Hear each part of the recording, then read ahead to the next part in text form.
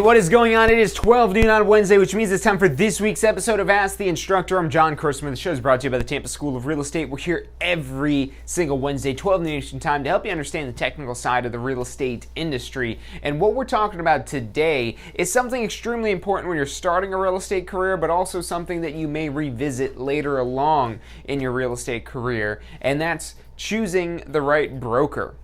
And what are the things it is that you're looking for? And mainly we're going to be focusing this around when you're starting a new real estate business. And some of this stuff might be applicable when you're changing brokers, but when you're changing brokers, you already have a better idea of what it is that you're looking for and what it is that you need. But when you're new to real estate, you have no idea what you need from a real estate broker. And one might say this, they have this, but who knows if you even need that. So what we're going to be talking about today are the top things to consider when you're joining a real estate broker. What are the things that are the most important in 2020 to pick a good real estate broker to start your real estate career? So stick with us. Really excited to bring today's show to you. I'm John Christmo. You're watching Ask the Instructor.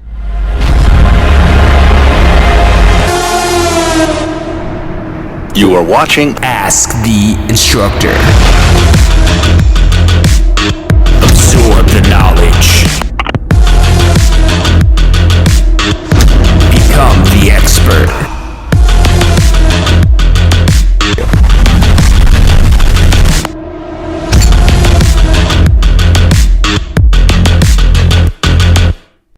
Hey, welcome back to this week's episode of Ask the Instructor. The show is brought to you by the Tampa School of Real Estate. My name is John Christmo, and what we're talking about today is a very important topic when you're starting a real estate career. And a lot of times people are thinking about this until maybe they have their license. You're maybe focused on everything you need to study for your exam and then maybe thinking about this later. Or what happens a lot of times is maybe you're not thinking about where you want to hang your license once you've got your real estate license, but then you do your application with the state of Florida, and every broker that's out there trying to recruit new agents is sending you stuff in the mail, sending you phone calls, parking in windowless vans outside your house. No, they usually don't do that unless they really want you.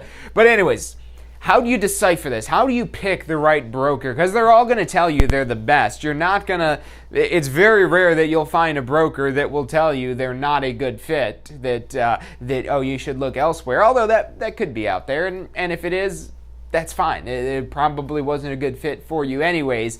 So what we're going to be looking at today are the things that are the most important as a new agent. So the one thing I want to touch on first is the commission split. So that is probably one of the biggest things. And let's go through a quick example here where we're going to do two different brokerages side by side. So let's say we've got a $300,000 listing. So we've got a sale price that this property sells for $300,000. Let's say the total commission rate, let's say that's 6%. And so when we take 6% of $300,000, that means that we've got $18,000 in total commission. $18,000 in total commission. Now, if this property is sold in-house, meaning it's listed and sold by the same broker, then we're not splitting that $18,000 between two offices. But most of the time it would be split between two offices because usually the listing agent's going to put it in the MLS, the multiple listing service, and most of the time there's another agent that represents the buyer that finds this property through the MLS, and then they bring the buyer, and then you cooperate or you share the commission. And that's usually a 50-50 split. So this is where we're going to have our two brokerages come in here. Now, again, the typical breakdown on this is 50-50, meaning it would be $9,000 to the, let's say that this is the one representing the seller, and this is the one over here representing the buyer.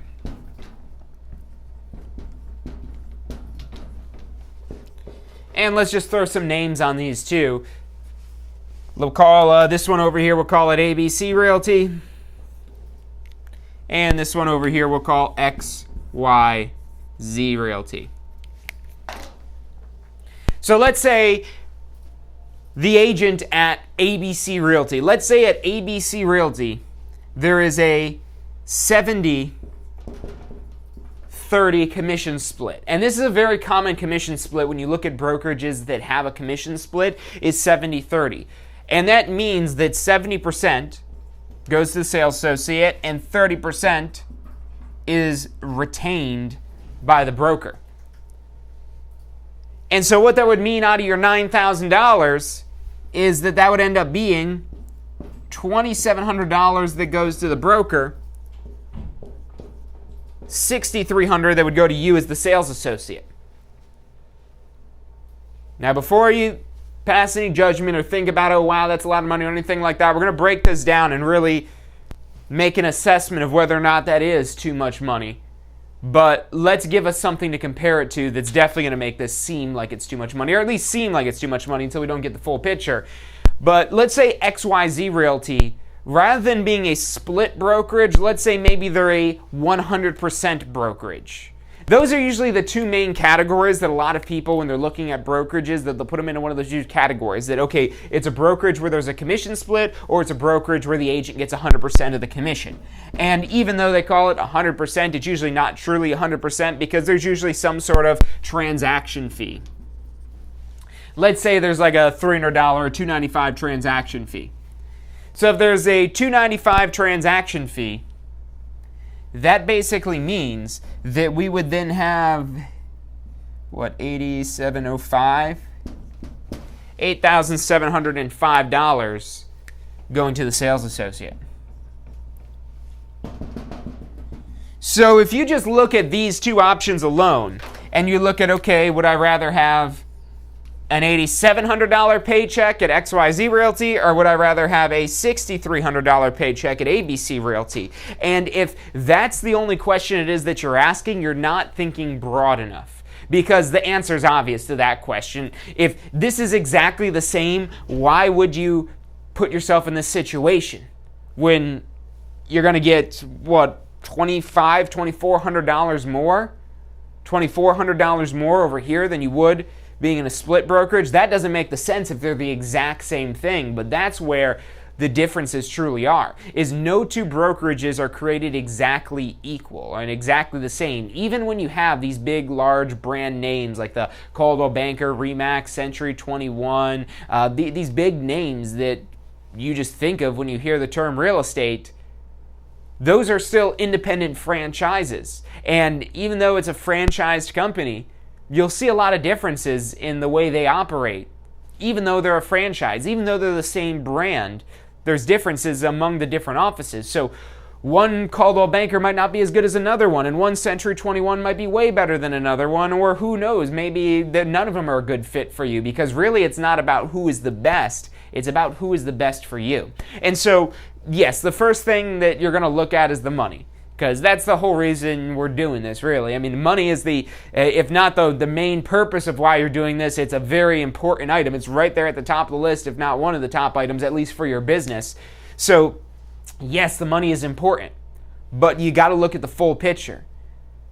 Because, and I'm not saying that all split brokers are going to be like this, but in a split brokerage, the idea is, the way it's supposed to work is, especially when you have these 100% options out there, is that this 30%, that this $2,700, if you just look at that as money that the broker's taking, and that's really all it is, if that's just money that the broker takes, well, that's not very worth it. If all you're doing there to just have your name, to be able to use that brand that you like so much or whatever it is, which are real estate brands worth it? I don't know, we'd have a whole nother discussion about that. They would definitely get more recognizing, but is that worth it? It depends. We could talk about that later. But again, looking at just the numbers,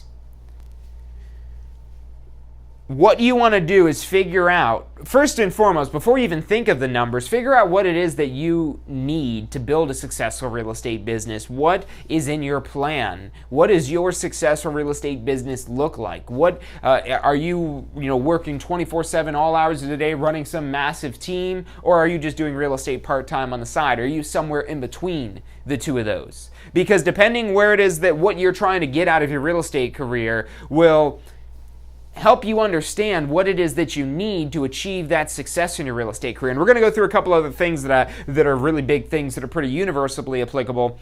But in theory, for this 30%, this $2,700 that the broker is going to be getting on this $300,000 sale, there should be quite a bit of value you're getting from that broker. Now, what are those items of value? It could be a website, it could be business cards, it could be marketing materials, it could be maybe they have a graphic design team for you, maybe they have training, maybe they have an admin team that helps you process paperwork. Maybe they don't have any of that. If they don't have anything of value, then you shouldn't join that split brokerage, because that's the whole point of it being a split brokerage, is that they're helping you. And that's why the 100% brokers existed, because this is the 100% broker, it's a newer concept. It's still been around for quite some time, but that's not how real estate was originally practiced. You always had those commission splits that are in place, but that's going back to the days before you could just get the MLS on your computer. That was back when you had to get these big fancy catalogs every week to have the current updated listings that are available. And those are expensive, and a lot of other more prehistoric things and services were very expensive, which created a lot of costs to operate, where a single agent, a single sales associate couldn't really burden all these costs themselves unless they're very successful, which if you're starting out doesn't make a whole lot of sense. So that's why agents would join brokers with 50-50 splits, maybe 60-40, maybe 40-60, where they're only getting maybe 40% of this here. But as time went on and as technology got better and as it became more efficient to practice real estate, and as the broker played a less important role in the agent's success, that's where you start to see the rise more so of these 100% brokers, because there are a lot of brokers that were charging 30% but not delivering 30% of value, or charging 40% not delivering 40% of value. Because this might be a better deal than this one, but only if this $2,700 is worth it, because maybe something you get from this $2,700, maybe they have an administrative team that helps you manage your contract to closing, and that's part of this 30% commission split here. And so with that factored in, maybe that allows you to sell 2 homes rather than just 1 home. Because if you could sell 2 homes here in the time you could sell 1 home here, even though you're getting more per transaction, you take the $6,300 and double it, and you got $12,600. So you really would be making more money here than you would over here if what the broker is providing you is helping you do more business. Maybe it's the advertising and marketing that the broker provides. Maybe it's the website. Maybe it's the recognition of that brand in that local neighborhood. Who knows what it might be that broker thinks is worth whatever it is that they're charging. But that's what you're here to do. You're here to really decipher, okay, what is it that this broker has, and is it worth the cost? Does the value exceed the price? And it's real easy for that to happen over here, because this price is really low, so they don't really have to give you much to be able to overcome the value. Now, this could be, again, something that once you know what you're doing and you have your own systems and processes in place, this is basically almost like taking a step toward running your own brokerage, but out running your own brokerage, because you're still under another broker. But this is a little bit more of an independent type of situation typically, at least how the story goes. Again, this completely could be different. This is just generally speaking here. These aren't rules that, because they're a split, they have to offer you more. No. This is what they offer. This is what they basically charge for you to be an agent there, and this is what you get, and that might not be as good of a deal as what you get somewhere else. Or maybe it doesn't apply to you as much as what you might get somewhere else. So that's why you want to do your due diligence. And so, yes, the money is important, but don't be blinded by the money. Don't let the money alone make your decision. Yes, it's important, but there's a lot of other factors that aren't directly the commission split. Yes, it all comes down to money, but the commission split is just a small detail out of your total fiscal policy of your business.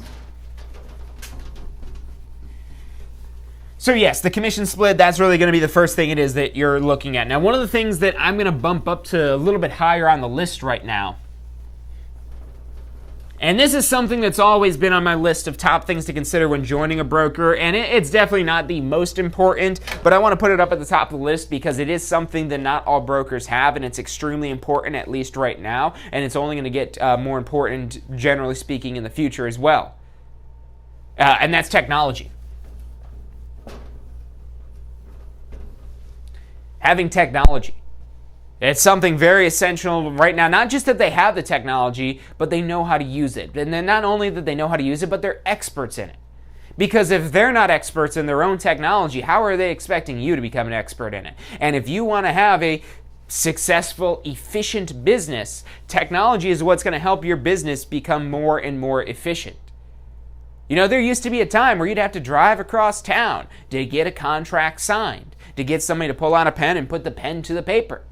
Now, a couple clicks in an email, and they can electronically sign that.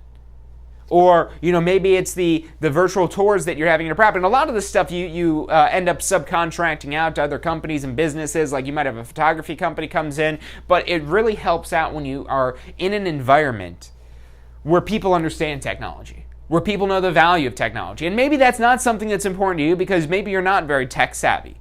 And you don't want to be in an environment of people that are tech savvy. So again, maybe that brokerage wouldn't be for you. But I would say, especially if you're not tech savvy, you would want to be in a brokerage where they're going to help pull you up and help you become more capable with technology. So there's a lot of potential and opportunity through digital means, through technology, but you want to make sure in an environment to capitalize on that. I don't know if I would, again, necessarily always put this right at the top of the list, but right now that's one of the things I would definitely consider because there are a lot of brokers that are transitioning into technology where they might have just bought a subscription to some sort of technology because they're like, oh man, we got to get some sort of electronic signature, so let's buy it, but now they're still figuring out how to use it, which, again, it's not necessarily the end of the world because it's usually not that complicated, but it definitely would be something to consider. And again, something I would normally bump up compared to normal times. But yeah, so technology definitely important. Another thing, training.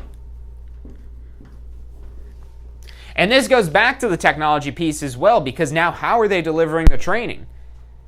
Because it's probably not in a physical space. And even when it is in a physical space, does that line up with your schedule? Is the training that they have on demand? Can you do it anytime, or is it at a certain time at a certain place?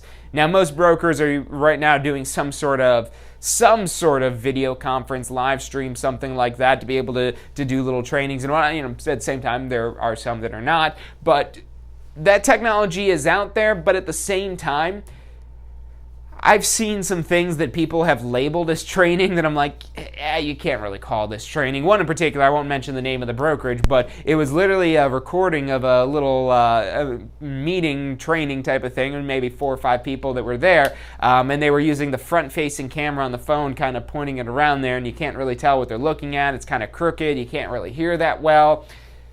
Maybe you could take something away from that, but there's a reason why we try to make our studios and everything it is that we look good here. We are a school, and we want to present ourselves in the best way possible. We want to make sure that our message gets communicated. And again, just because it is training doesn't mean you're going to get trained. It doesn't mean that it's effective training. It doesn't mean that you're going to take anything away from it. So, maybe what is that training? How advanced is it? Is it somebody just loading up FaceTime and just messing with the front-facing camera, or is it something professionally produced that's going to be... Because there is an importance to that in education, because if you can't stay focused, if you can't concentrate, if you can't lock into that information that they're delivering, then you're not taking it in. And it's difficult to make that jump from doing a little in-person meeting to actually taking those online. So training, definitely look at that. That's going to be important as well. The commission split, yes, that's on this list as well. We'll throw that up here.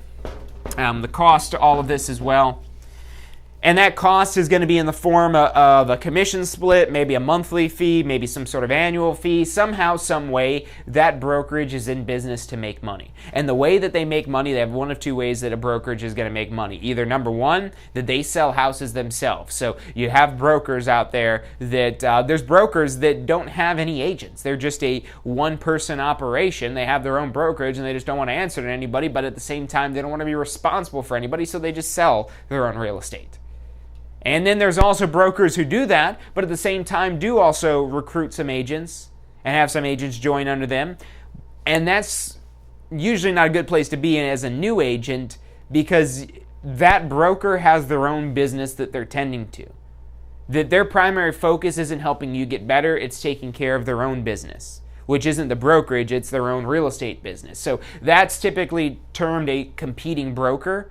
and a competing broker, at least the generalization goes, that this broker isn't maybe available to help you because, again, they're concerned with their own business. And then you have the bigger brokers, which are the ones that are usually actively recruiting agents, but that's because their broker doesn't compete. Their broker doesn't sell real estate. They make money through helping others sell real estate. Or they might make money through some sort of fees that they charge as well, whether it's a monthly fee or annual fee. They're in business, just like you're in business, and they're in business to not necessarily to help you. That's not the primary objective, because if they weren't making money, they probably wouldn't be helping you. I don't care what a business might tell you, but if they don't make money, they're going to go out of business. If they don't make money, they will go out of business. So it doesn't matter if they have your best intentions in mind. If they can't make money, they will go out of business and they will no longer be around. So every business is in business to make money first and foremost, because without the money, there is no business. So they're making money some way, somehow, whether it's off of the monthly fee, the annual fee, a commission split, or something. There's some way that they're making money, and that's okay. Because in order for them to offer the value to you that they provide, and even if that value just is being a place that you could legally hang your license, that you register your license there, and that's basically it. That is, at the very minimum, what a broker is to be legally compliant. And if that's all you're getting, even then you're still getting value, because without that, you wouldn't be able to practice real estate. But then again, there's usually a lot of stuff that these brokers offer that sometimes is just extra fluff, that's just trying to get you to want to sign up for them. They're just really kind of, it's like they're getting a bunch of stickers and slapping all kinds of stickers and say, oh look, we've got this, we've got this, we've got this, we've got this, we've got this, we've got this, we've got this, we've got that. So they could say we've got all these different things. But again, are they real valuable tools? Are they real valuable things, or is it just fluff that's gonna make you feel like you're getting a lot, to help make that value look more inflated than it actually is? So technology, training, cost. Another big factor. And these aren't in a particular order, because this is something I would say is going to be very highly up on the list as well, if not one of the first things, probably the second thing. I would say training would be superior to mentorship, because you don't want to have mentorship without training. That would be the problem where typically where you're joining a small brokerage where the broker might more so be mentoring you rather than having any official training. That usually gets frustrating for a lot of brokers, and that's why a lot of brokers might stay small and not go to grow and recruit more agents, because they never develop a training plan that helps alleviate their mentorship burden. Because if there is no training program, the only way you're going to learn is through mentorship, and that's more so having somebody directly holding your hand, helping you through this. And so that is important, because no matter how good the training is, there's still going to be those questions, those things that are really specific and to a certain scenario that you need to talk to somebody who's experienced and knowledgeable about. And maybe that is the broker, or maybe that's some sort of team leader, mentor, something like that, somebody that knows more than you do, and somebody that you could turn to when you need help. There's a lot of brokerages that have recruiting concepts.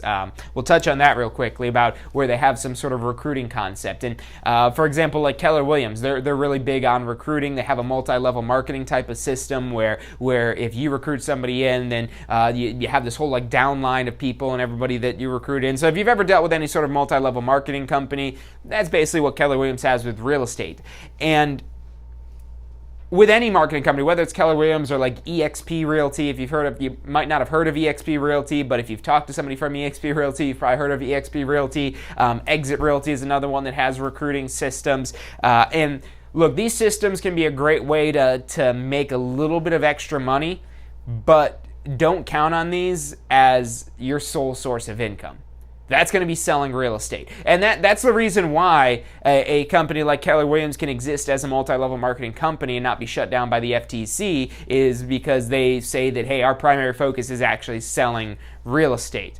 But sometimes that messaging does get lost. And so that's why you want to definitely, you'll notice I'm not putting recruiting on this list, because recruiting isn't going to make you rich in real estate. Selling real estate is going to make you money in real estate. Now, recruiting some people, maybe that creates some passive income, but there's probably a better way with real estate to get passive income that doesn't necessarily rely so much on a single person. So for that reason, I really wouldn't. Now, it's a nice bonus.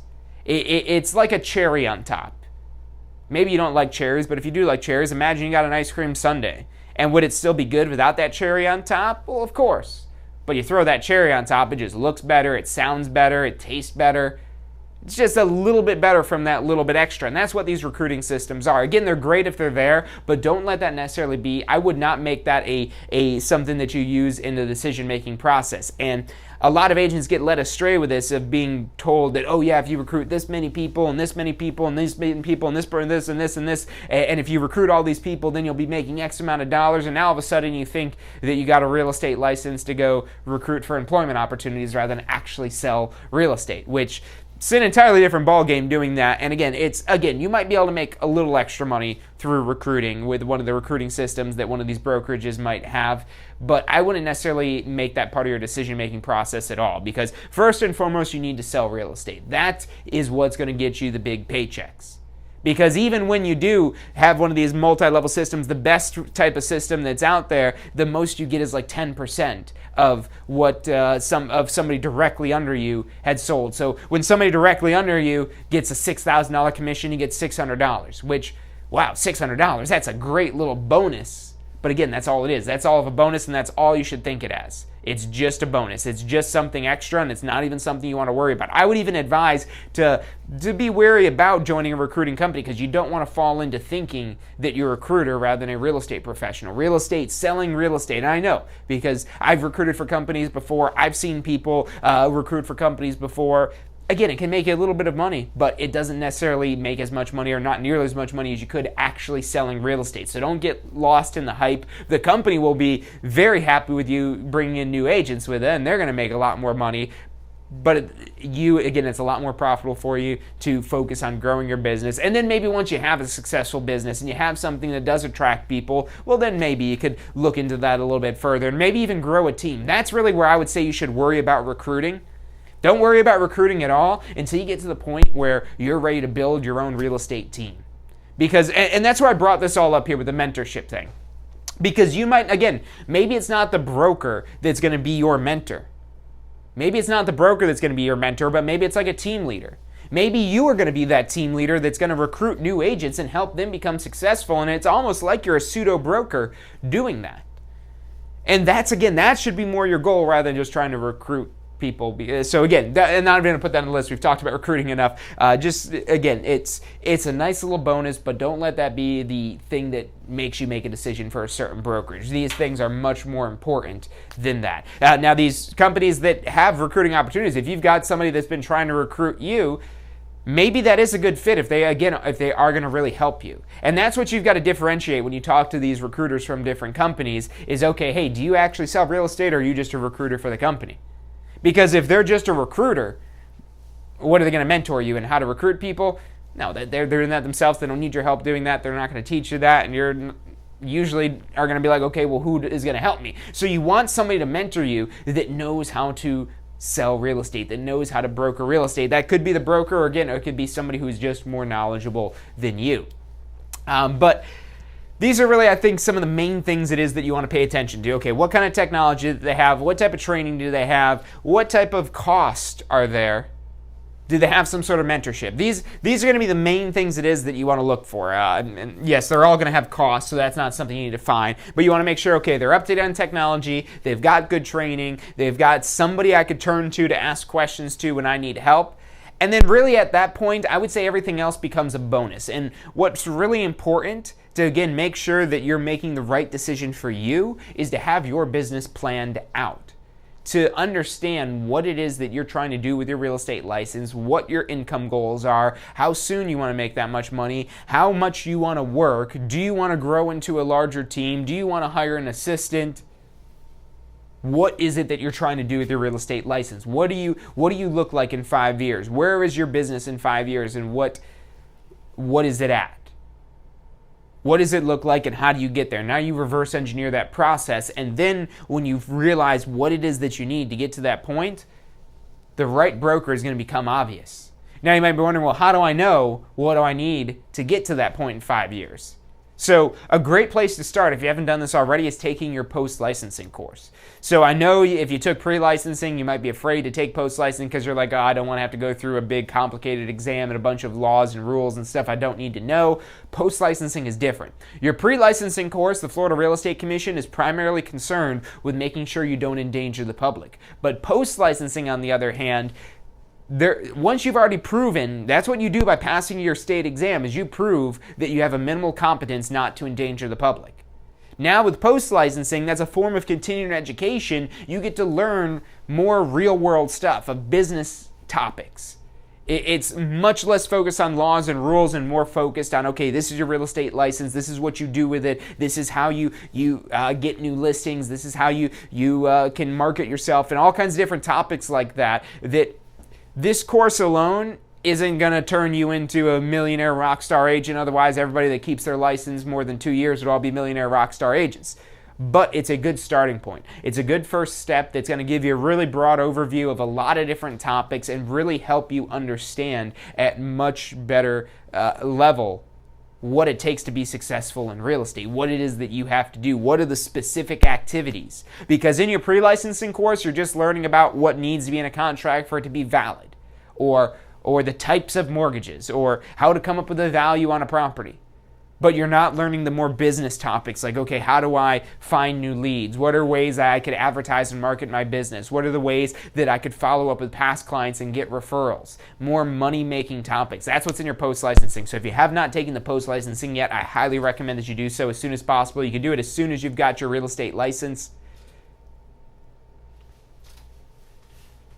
And once you've done this post-licensing, you don't have to do anything to get into your continuing education for another 2 years. And if you do your post-licensing right away, if you do it right there at the beginning, right after you get your real estate license, it's almost 4 years before you have any continuing education requirements to fulfill. So get that post-licensing knocked out right away. Again, you could do it even if you haven't joined a broker yet. There's no limit, no time you have to join a broker. Now, when you're ready to practice real estate, you got to go join a broker. You can't practice real estate without being registered with a broker or an owner-developer, but you don't have to do it until you're ready. And again, I would recommend you take that post-licensing course because you'll have a much better handle on what you need to do, what you're expected to do by the broker, and then you could better understand what broker is going to be a better fit for you. And if you've already joined a broker, you could always change. You could always switch brokers. The only thing that might hold you back to your current broker is if you have any listings or any current active contracts with that broker, because those contracts are property of the broker. Everything you do is on behalf of the brokerage, so all those contracts are all property of the broker. So that's why it's better to figure this out first, because once you do start getting contracts, it's more difficult to leave because, again, those contracts are property of the brokerage. You don't get to take them with you when you go to a new brokerage there. So that's why you want to try to figure this out early on, but it is still something where you could change down the road. You just have to either not have any contracts or just time it right to where maybe leave on good terms with the broker where they're still willing to pay you out. But again, you don't have to do any of that if you get the right broker first and foremost. And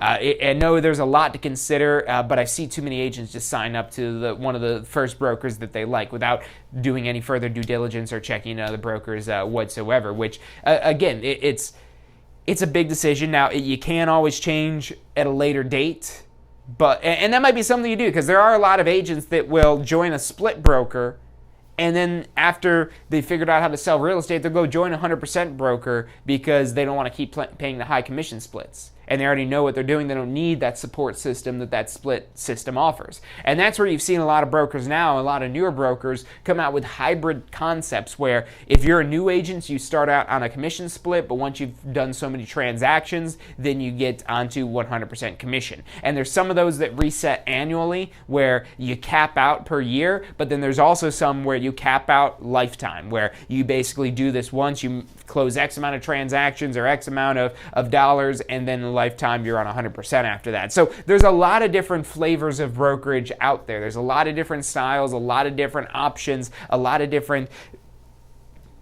processes even of the way that things are handled. And so that's, again, do your due diligence, get in there, interview these brokers. You're under no obligation to sign with them or join them or anything like that. You just go in there and ask some questions.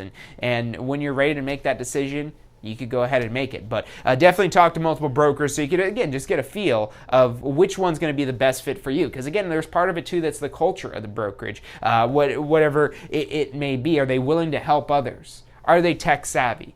Are they happy people? Or are they all just miserable and angry and grumpy and it seems like a toxic environment? These are all things that, again, you can notice going into the office, talking to a few of the people, maybe the receptionist, any assistants, any of the admin staff, talking to the broker, talking to the recruiter, talking to agents that are there. I mean, if you're thinking about joining this brokerage and they don't want to let you talk to anybody, that's probably a red flag right there, because that's probably means they're trying to hide something. They don't want you to be wise to them before you sign them. Whereas most brokers aren't like that because they know you could leave at any point, and especially if you don't have any active contracts, why would you stay if you don't like that brokerage? So they'll usually be pretty open with whatever questions it is you have to ask and so on and so forth. Because also at the same time, yes, they do make money off of having agents typically, but at the same time, they don't want to have somebody there usually that is a drag on their culture, or at least a place that is a good culture. They don't want necessarily somebody that's going to not fit in. So that might be, again, where you have a brokerage that will say, no, you're not a good fit for here. But most of the time, that is not going to be the case. Most brokerages would be more than happy to have you. And most brokerages, they do usually have a pretty helpful environment of other agents and the staff and so on and so forth. Again, you just got to do due diligence and figure out which one is best for you. So look, that's all the time we've got for today. So thank you guys for tuning in. If you've liked today's episode and you think it's been helpful, make sure you hit that thumbs up button so we go ahead and do more episodes and more videos just like this one. If you're not subscribed yet, hit that bell icon so you get notifications whenever we have videos going out, so that way you don't miss out on any of this free content it is that we deliver to you every single day. And if you've got to take that post-licensing course, or maybe you want to get your real estate license, or maybe you're thinking about getting your broker license, call us up, 813-333-2676. That's 813-333-2676. Or you can also check us out online at tampaschool.com. That's about all the time we've got for today. Thank you guys for tuning in, and I'll see you on Friday for State of Real Estate. Hey, so if you're thinking about starting a real estate career, it could feel a little overwhelming sometimes. Look, that's completely understandable. That's why we're here to help. If you haven't already, check out our Success Center, tampaschool.com/success. Or if you don't even know where to begin, give us a call. We'd love to help you out. We've got advisors standing by to answer any questions you have and assist you in any way it is that we can. Our phone number is 813-928-0106. Again, that's 813-928-0106. Give us a call. We're the Tampa School of Real Estate. Do you want a career that allows you to be in control? With a career in real estate, you'll get to call the shots. Whether you're looking at starting part-time or want to become the next top agent, a career in real estate makes it possible. Find out what it takes at tampaschool.com. Do you want to incorporate studying for your real estate exams into your busy schedule? Now you can review the key topics you need to know to pass your class and state exams with our MP3 audio review. Simply pop in your headphones or connect to your car to reinforce crucial information while you exercise or drive. Listen to the first unit for free at mp3audioreview.com. That's mp3audioreview.com. Are you thinking about a career in real estate? Hey, I'm John Chrisma with the Tampa School of Real Estate, and we've helped thousands of people just like you obtain their real estate license. If you're thinking about a career in real estate, give us a call. The phone number is 813-928-0106. Our advisors are standing by to answer any questions you have and assist you in any way they can.